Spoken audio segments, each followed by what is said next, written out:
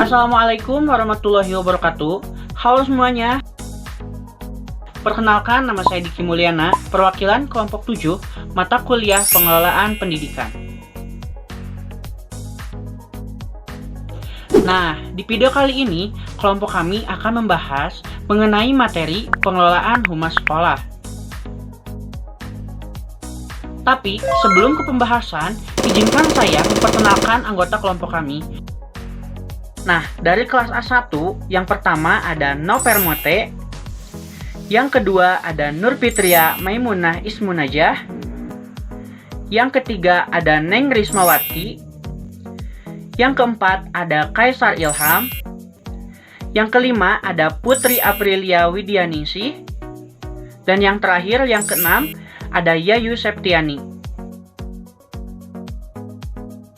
Adapun dari kelas A2, yang pertama Diki Mulyana, yaitu saya sendiri, dan yang kedua ada Parida Rahmaputri Hadianti, dan yang ketiga ada Tria Herlina, yang keempat ada Vanessa Kristi, dan yang terakhir, yang kelima, yaitu Muhammad Johan Budiman. Oke, tak perlu berlama-lama, mari kita simak videonya. Pengertian humas. Hubungan masyarakat memiliki peran yang penting sebagai lembaga pendidikan atau sekolah. Dalam dunia pendidikan dikenal wakil kepala sekolah bidang humas. Keberadaannya sangat penting karena sebagai penghubung antara sekolah dengan masyarakat dalam memperkenalkan program-program unggulan yang dicapai menunjukkan keberhasilan peserta didik kepada halayak ramai, khususnya pada peserta didik. Pengelolaan humas sekolah berfokus pada kegiatan yang membantu sekolah dalam mengidentifikasi dan memecahkan masalah terkait kehumasan, seperti bagaimana mempromosikan sekolah kepada masyarakat agar masyarakat terpercaya dan yakin menyekolahkan anaknya di sekolah tersebut. Berbicara tentang humas, ingatan kita akan tertuju pada hal yang berhubungan dengan komunikasi, konferensi pers, informasi, dan public relation. Menurut Kamus Van en Wagenel, Anggoro 2001, humas adalah segenap kegiatan dan teknik atau kiat digunakan organisasi atau individu untuk menciptakan atau memelihara sikap dan tanggapan baik dari pihak luar terhadap keberadaan dan aktivitasnya. Adapun pengertian humas dalam pendidikan adalah rangkaian pengelolaan yang berkaitan dengan kegiatan hubungan lembaga pendidikan dengan masyarakat, yang dimaksud untuk menunjang proses belajar mengajar di lembaga pendidikan yang bersangkutan. Adapun pengertian pengelolaan humas adalah proses dalam menangani perencanaan, perorganisasian, pengomunikasian, serta pengordinasian secara sungguh-sungguh dan rasional dalam upaya pencapaian tujuan bersama dari organisasi atau lembaga yang diwakilinya. Banyak hal yang harus dilakukan oleh humas dalam lembaga pendidikan. Fungsi humas di sekolah itu ada 3, diantaranya corong informasi program, kegiatan, prestasi apapun yang bersifat sensitif. Kemudian biasanya di sekolah itu dinamika persoalannya tinggi, maka disinilah fungsi humas dalam mengelola dan menyelesaikan krisis agar tidak langsung mencuat ke publik. Juga tidak hanya bertugas membangun citra sekolah, namun juga bertujuan membangun reputasi sekolah. Peran humas sekolah dengan masyarakat. Membangun dan mempertahankan stigma sebuah lembaga pendidikan sangat bergantung pada kontribusi humas eksternal lembaga yang bersangkutan. Manfaat humas sekolah dengan masyarakat. Manfaat hubungan timbal balik bagi sekolah antara lain: yang pertama, sekolah mendapatkan masukan dalam penyempurnaan pendidikan, pengejaran, PBM akibat interaksi sekolah dengan masyarakat. Yang kedua, memberikan pengalaman langsung dan praktik bagi siswa dalam berbagai hal. Yang ketiga, mendekati masalah secara interdisipliner. Yang keempat, mengerti kebutuhan masyarakat. Yang kelima, memanfaatkan narasumber dari masyarakat. Yang keenam, menerima bantuan dari masyarakat, antara lain pemikiran, dana, saran, dan lain-lain. Yang ketujuh, memanfaatkan masyarakat sebagai laboratorium yang sesuai dengan keperluan siswa atau mata pelajaran tertentu. Adapun manfaat hubungan timbal balik bagi masyarakat ada 4. Di antaranya, 1. Adanya bantuan tenaga terdidik kepada bidangnya yang ikut memperlancar pembangunan di lingkungan masyarakat yang bersangkutan.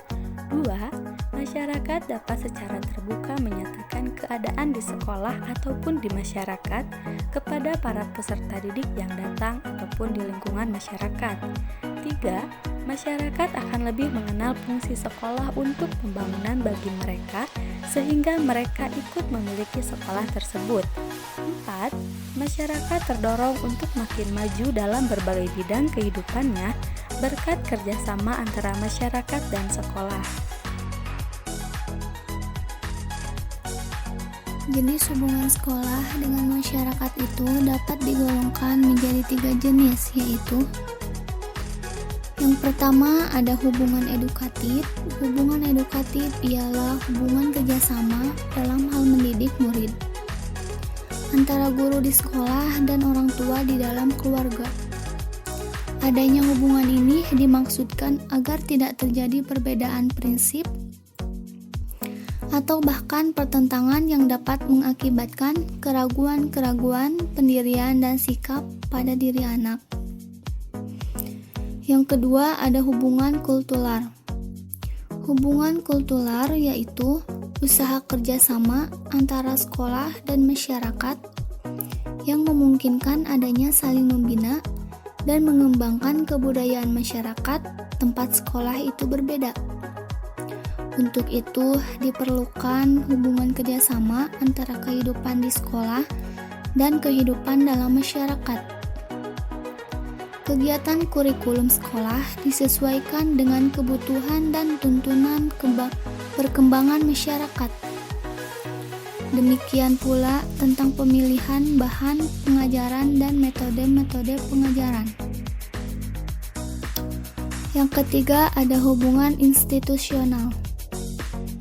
Hubungan institusional yaitu hubungan kerjasama antara sekolah dengan lembaga-lembaga atau instansi resmi lain, baik swasta maupun pemerintah, seperti hubungan kerjasama antara sekolah satu dengan sekolah-sekolah lain, kepala pemerintah setempat, ataupun perusahaan-perusahaan negara yang berkaitan dengan perbaikan dan perkembangan pendidikan pada umumnya. Bentuk dan cara hubungan sekolah di masyarakat. Ada beberapa bentuk dan cara hubungan sekolah di masyarakat yang dapat dilakukan seperti 1. Melalui aktivitas para siswa. 2. Aktivitas guru-guru. 3. Ekstrakurikuler. 4. Kunjungan masyarakat atau orang tua siswa ke sekolah. Dan 5. Melalui media massa. Sifat hubungan sekolah dan masyarakat. Sifat hubungan sekolah dengan masyarakat bahwa pada dasarnya hubungan sekolah dengan masyarakat haruslah bersifat pedagogis, sosiologis, dan produktif yang dapat mendatangkan manfaat untuk kemajuan sekolah. Dan secara rinci dapat dijelaskan sebagai berikut. 1. Hubungan timbal balik yang menghasilkan manfaat bagi kedua belah pihak. Yang kedua, hubungan yang bersifat sukarela berdasarkan prinsip bahwa sekolah merupakan bagian yang tak terpisahkan atau integral dari masyarakat.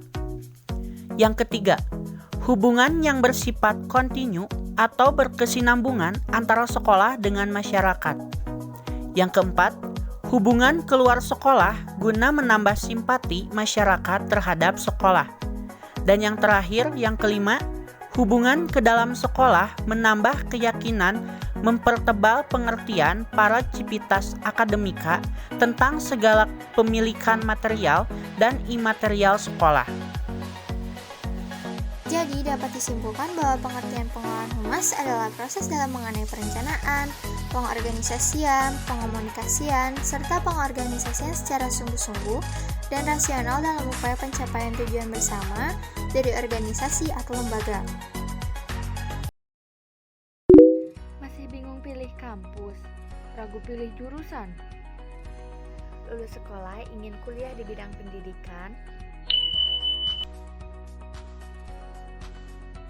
Kami dari Fakultas Ilmu dan Pendidikan Program Studi Bimbingan dan Konseling mengajak kalian semua untuk ayo kuliah di IKIP Siliwangi. Karena kampus IKIP Siliwangi merupakan kampus dengan akreditasi B, fasilitas lengkap, dosen berkualitas, dan biaya terjangkau. Wow, sangat menarik bukan? Tentunya, IKIP Siliwangi merupakan solusi bagi kamu-kamu yang ingin mengembangkan kuliah di bidang pendidikan.